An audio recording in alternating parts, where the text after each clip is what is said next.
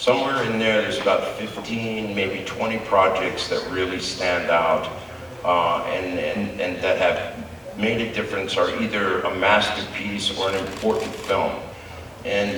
But at the end of the day, every day, I thank Sergio Leone, because when I got offered Once Upon a Time in America, and I got to work with Robert DeNiro and James Woods and Tuesday Weld, and got to work with one of the greatest directors ever, that changed my life and made my career.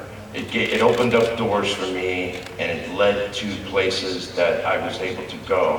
So I always look at that time as being a very special thing that happened, and the doors opened. But you know, there's so many good ones. There's great experiences. I worked with Robert Duvall, who is always my favorite, one of my favorite actors, and for a long period, my favorite.